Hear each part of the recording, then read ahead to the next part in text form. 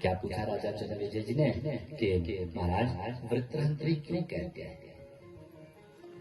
तो कहते हैं, व्यास जी कहते हैं कि महामुनि कश्यप जी की जो पत्नी दिति की पुत्री रचना, उस रचना का विवाह हुआ था महामुनि त्वष्टा के साथ।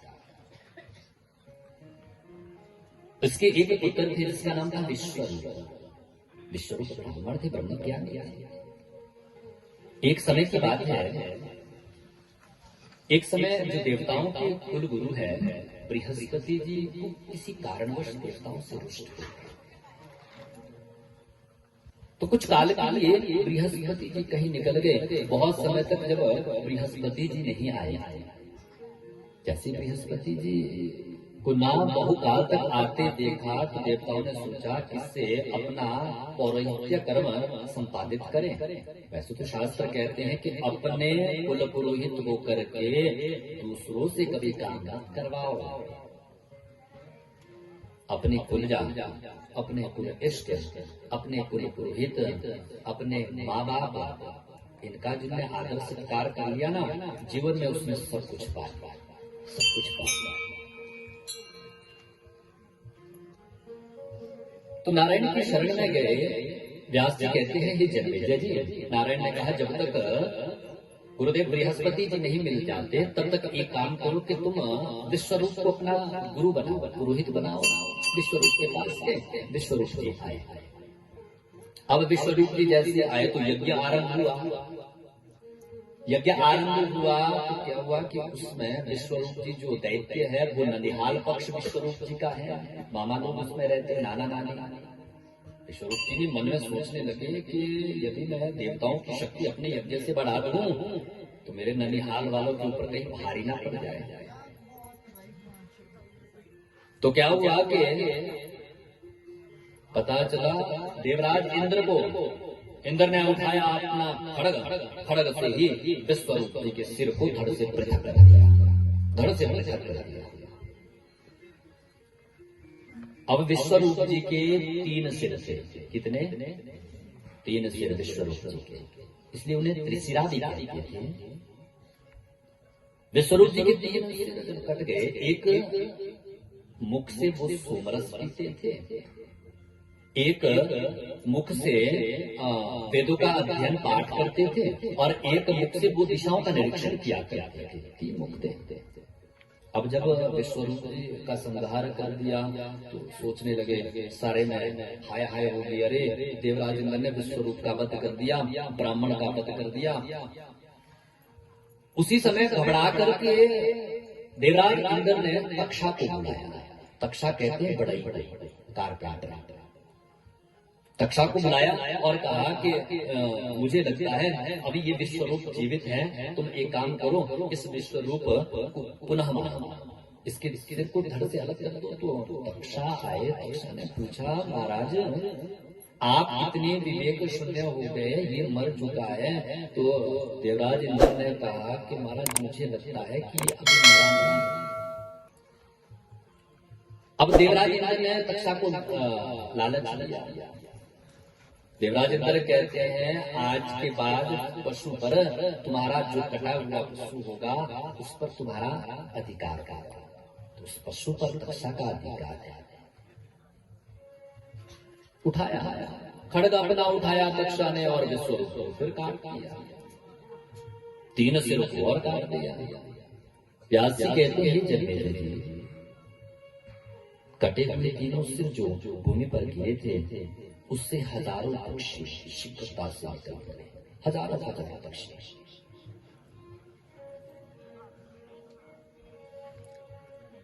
जिस मुख से विश्वरूप जी वेद पाठ करते थे, सोमरस पीते थे, उससे उस मुख से कटने के बाद पिंजर पक्षी निकले। जिससे वह सभी दिशाओं का निरीक्षण करते थे उससे तितर पक्षी निकले। जिससे मधुपान करते थे उससे गौरैया पक्षी निकले, गौरैया पक्षी। परंतु विश्वरूप के जो पिता थे त्वष्टा मुनि को जैसे ही पता चला कि मेरे पुत्र विश्वरूप को समाप्त कर दिया, देवराज इंद्र ने छोड़ूंगा नहीं। अब देवराज इंद्र को मारने के लिए यज्ञ किया। अब देखिए, हमें क्रोध में कभी ज्यादा जल्दी हमें निर्णय नहीं लेना चाहिए। प्रेम से लिए जय माता दी, एक बार और की जय माता दी। जब कभी क्रोध आए ना, उस क्रोध में हमें कभी जल्दी निर्णय नहीं लेना चाहिए, क्योंकि उस समय क्रोध में हमारी जो स्मरण शक्ति है वो क्षीण हो जाती है। उस समय क्षीण हुआ। अब त्वष्टा मुनि ने क्रोध में आकर के हवन किया। इंद्र शत्रु विवर्तस्वामाचिरम जयी विषम। इंद्र को मारने के लिए यज्ञ किया। अब मंत्र में त्रुटि रह गई, क्रोध में थी त्वष्टा मुनि। अब मंत्र में कैसी कैसी गई। ये होता है ना इंद्र वाला फल, वो लघु होता है, छोटा होता है, परंतु वो उसको दीर्घ करके उच्चारण करने लगे।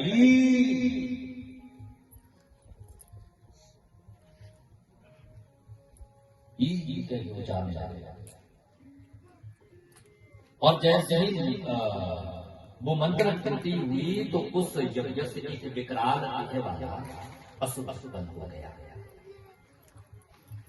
वैदिक परंपरा है कि वैदिक मंत्र का एक नियम है, वेद को ज्ञाता जो जानने वाला है, वैदिक मंत्र को जब एक साथ पढ़ते हैं तो वो कितनी भी दूर क्यों ना हो, क्योंकि उसमें ह्रस्व दीर्घ पुरुष का बड़ा विचार होता है,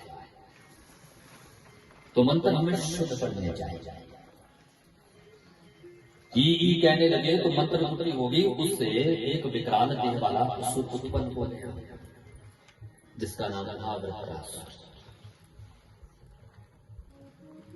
वृत्रासुर उससे उत्पन्न हो गया। व्यास जी कहते हैं, जैसे त्वष्टा मुनि ने कहा अपने पुत्र से, केतगाकर्ण्य पितुर्वाक्यं वृत्रः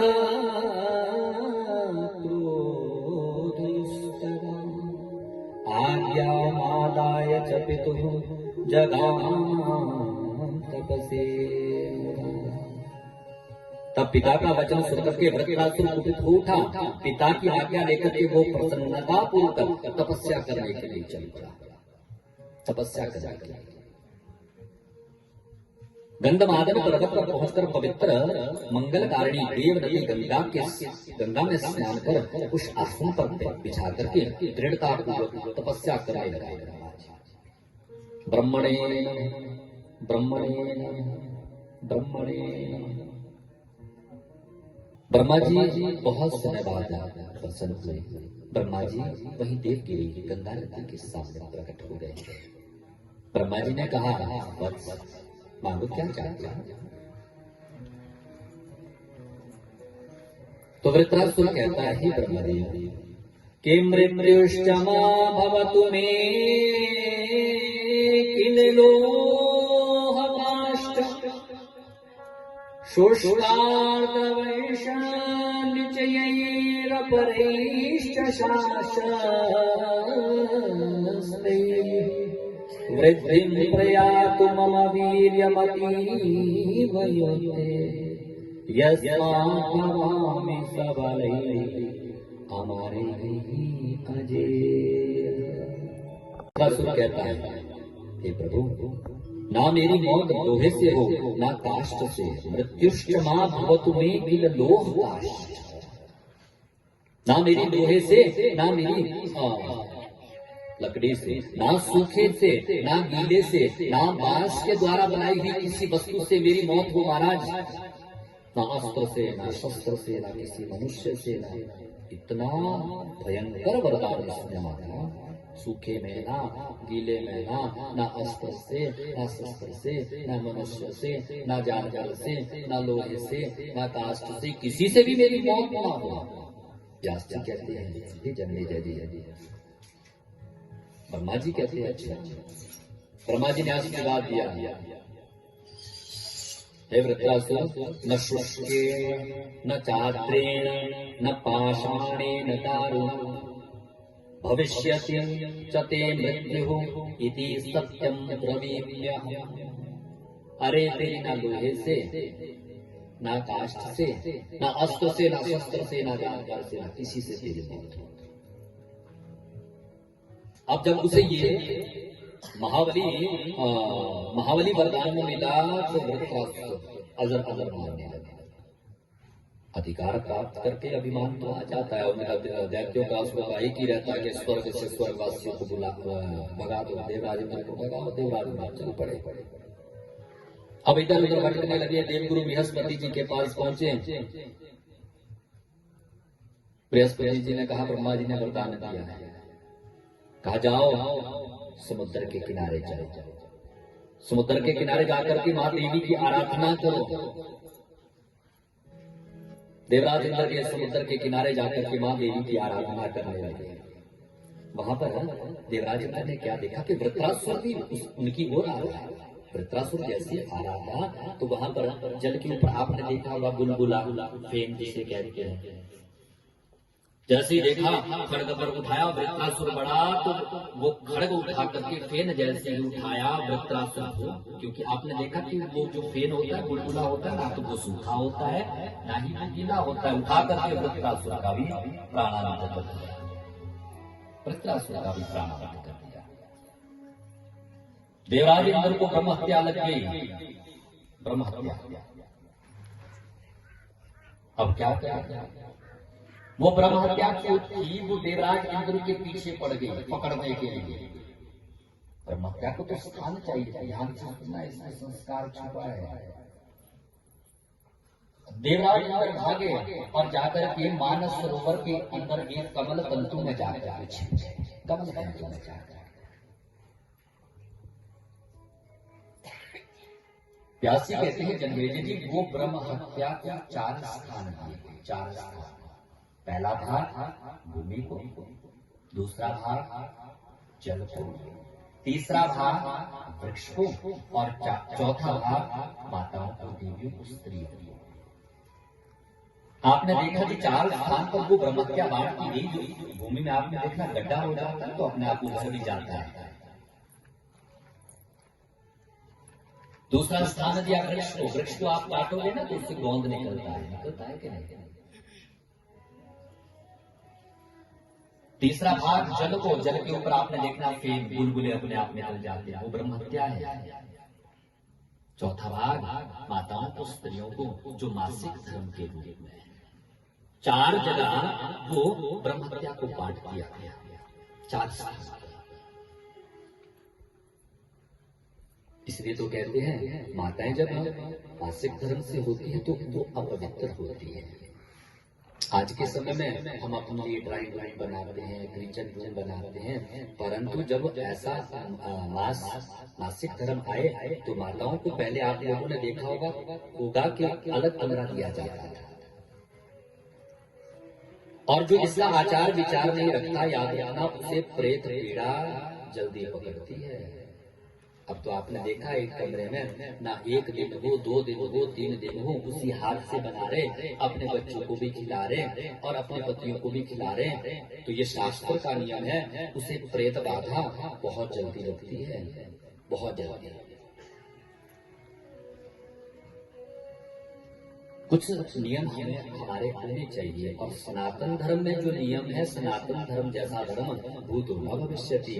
आज दूसरे धर्म तो हमें अच्छे लगते हैं, उसमें ये आचार विचार नहीं है, उसमें मर रहा है कोई कभी सब साथ में है, और कोई मासिक धर्म से है फिर भी सबका एक मीठा खा रहे हैं, कोई उसमें कोई विचार नहीं है, कोई भी विचार नहीं। परंतु याद रखना, ये सनातन धर्म जैसा कोई दूसरा धर्म नहीं। जो सनातन धर्म में जितने पुराण है दूसरे, अरे और धर्मों में तो 1-2 पुराण है।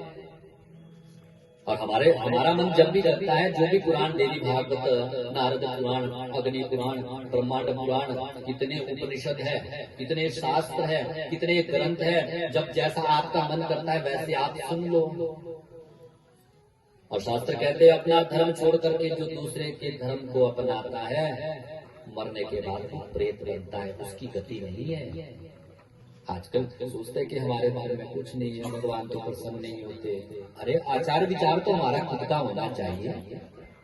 हमारे सनातन धर्म में तो इतना है, यदि हमारा हाथ कहीं अपवित्र जगह पर भी लगता है फिर भी हाथ को धोना चाहिए।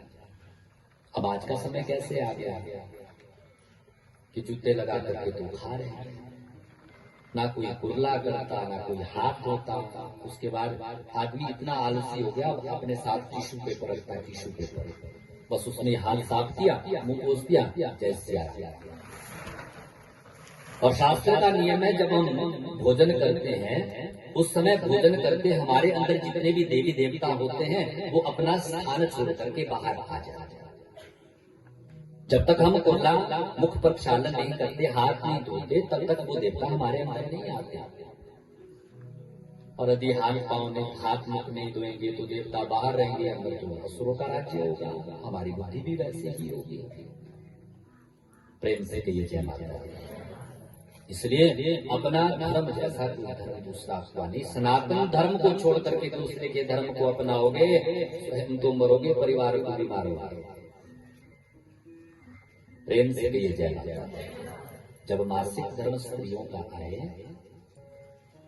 तो उस पर 3 दिन तक छाया नहीं करनी चाहिए।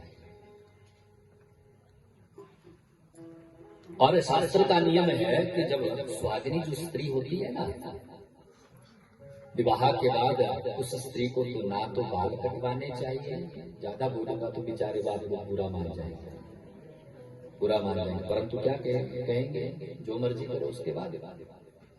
और ना ही अपने बाल को खुला रखना चाहिए। खुला कब रखते थे? जब प्रथम, द्वितीय और 3 दिन हो, उस समय अपने केश को खुला रखते थे, या कोई अनहोनी हो जाए, कोई मर जाए, फिर जाकर के केश खुले रखते थे।